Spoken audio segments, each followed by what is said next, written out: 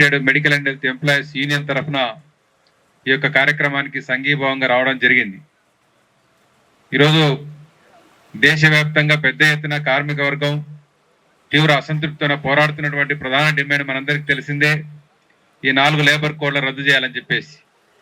అలాగే టీఎంఎస్ఆర్యు ఆధ్వర్యంలో అదనంగా ఇంకొక 3 డిమాండ్లు మీరు యాడ్ చేసుకొని సేల్స్ ప్రమోషన్ యాక్ట్కి సంబంధించిన దాన్ని ప్రొటెక్ట్ చేయాలని, అందులో సేల్స్ ప్రమోషన్ ఎంప్లాయీస్ అందరికి ఇచ్చినటువంటి సౌకర్యాలు, హక్కులు, వాటికి రక్షణ కల్పించాలని చెప్పేసి ఒక ప్రధానమైన డిమాండ్తోన ఇందిరా పార్క్ వద్ద ఈ కార్యక్రమాన్ని మీరు చేపట్టడం అనేటువంటిది చాలా మంచి కార్యక్రమం. ఎందుకంటే కేంద్ర రాష్ట్ర ప్రభుత్వాలకు ఈరోజు కార్మిక చట్టాలపైన పెద్ద ఎత్తున దాడి చేస్తున్న పరిస్థితి మనకు అందరికీ తెలిసింది. ఇప్పటిదాకా వక్తలు చాలా విషయాలు చెప్పారు.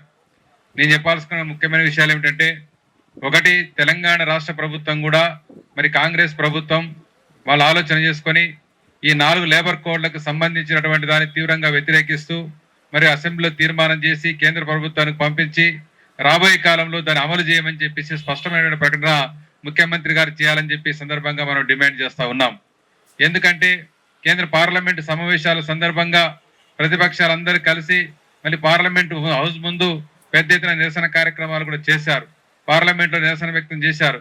ముఖ్యంగా వామపక్షాలు సిపిఎం, సిపిఐతో పాటు కాంగ్రెస్, ఇతర పక్షాలు కూడా ఎంపీలు పాల్గొన్న పరిస్థితి మనం అందరం చూస్తూ ఉన్నాం పేపర్లో, టీవీల్లో.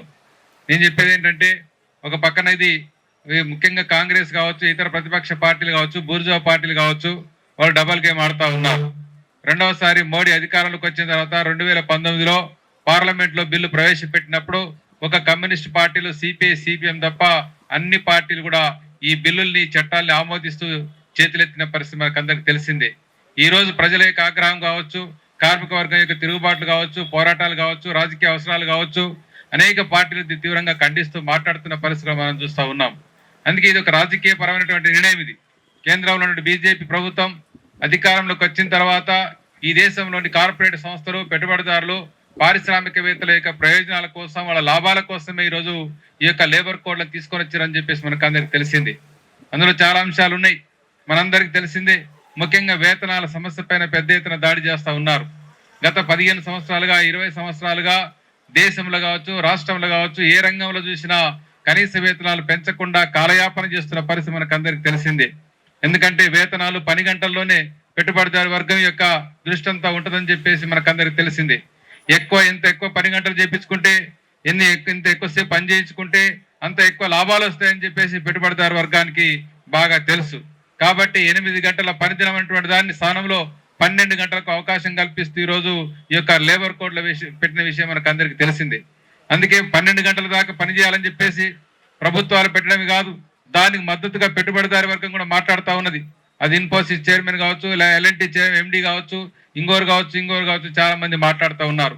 అనేక రాష్ట్రాల ప్రభుత్వాలు, పక్కన తెలుగుదేశం ప్రభుత్వం కావచ్చు, ఎన్డీఏ కూటమి ఆంధ్రప్రదేశ్లో, కర్ణాటకలో కాంగ్రెస్ ప్రభుత్వం, తమిళనాడులో డిఎంకే గవర్నమెంట్, అనేక ఉత్తర భారతదేశంలోని బీజేపీ పాలిత రాష్ట్రాల ప్రభుత్వాలన్నీ కూడా ఈరోజు వాళ్ళ యొక్క అసెంబ్లీలో బిల్లులు పెట్టుకొని ఈ యొక్క పని గంటల మీద దాడి చేస్తున్న పరిస్థితి మనం చూస్తూ ఉన్నాం. కరోనా కాలంలో చూసాం, ఆ తర్వాత కాలంలో చూసాం. కార్మిక చట్టాలని పూర్తిగా రద్దు చేసి పని గంటలు పెంచుకోవడానికి అవకాశం కల్పిస్తూ యథేచ్ఛగా దోపిడీ చేసుకోవడానికి అవకాశం కల్పించిన పరిస్థితి మనం కరోనా కాలం నుంచి ఇప్పటిదాకా చూస్తూనే ఉన్నాం. నిన్నగాక మొన్న కూడా అనేక రాష్ట్రాల్లో 10 గంటలు ఉండాలి, 12 గంటలు అని చెప్పేసి చట్టాలు చేసిన పరిస్థితి మనం చూస్తూ ఉన్నాం. ఎప్పుడైతే తిరుగుబాటు వచ్చి కార్మిక వర్గం తిరగబడ్డ తర్వాతనే మళ్ళీ వెనక్కి తీసుకున్న పరిస్థితులు కనబడతా ఉంది. అది కర్ణాటకలో చూసాం, తమిళనాడు చూసాం, ఏపీలో చూసాం, అనేక రకాల రాష్ట్రాల్లో ఈరోజు వాటన్ని పరిణామాలు చూస్తున్న పరిస్థితి కనబడతా ఉంది. అందుకే పని గంటల్ని పెంచుకోవడానికి డైరెక్ట్ గా చట్టంలోనే పెట్టేస్తే ప్రాబ్లమే ఉండదు కదా అని చెప్పేసి ఈరోజు లేబర్ కోడ్లలో ఆ రకంగా పని గంటలు పెంచుకోవడానికి అవకాశం కల్పించారు. అలాగే వేతనాలు నిర్ణయించుకునేటువంటి హక్కు, మరి వేతనాలకు సంబంధించి మొత్తం ప్రభుత్వాల చేతుల్లో పెట్టేశారు. కనీస వేతనాలు అమలు కావాలని చెప్పేసి మనం పోరాటాలు చేస్తున్నాం, డిమాండ్ చేస్తా ఉన్నాం.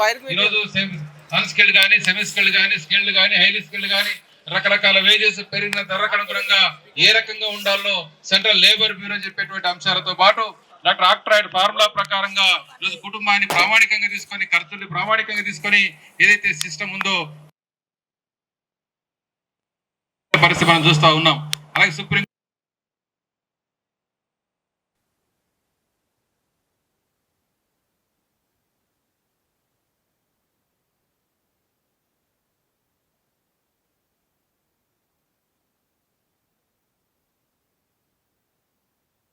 మూవ్మెంట్ కానీ అలాగే మెడికల్ రిప్స్ కావచ్చు, ఇతరత్ర హెల్త్ సెక్టర్ అంతా కూడా పెద్ద ఎత్తున నిరసన కార్యక్రమాలు చేసిన పరిస్థితి కూడా ఈ సందర్భంగా మనం చూసాం.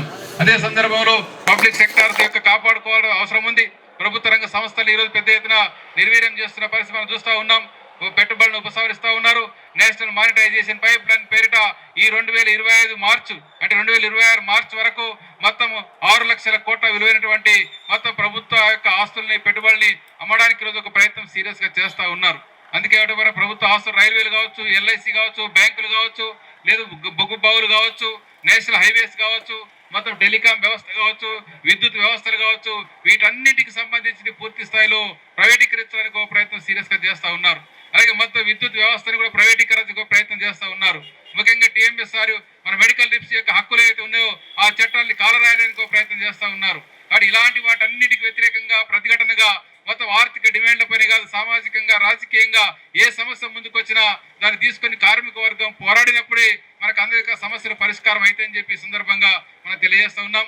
అందుకే మీ డిమాండ్ల పరిష్కారం కోసం మీరు చేస్తున్న ఈ కార్యక్రమానికి Telangana United medical and health employees union రాష్ట్ర కమిటీ తరఫున మీకు సంపూర్ణమైన మద్దతును తెలియజేస్తూ సంఘభావాన్ని తెలియజేస్తూ సెలవు తీసుకుంటున్నాను.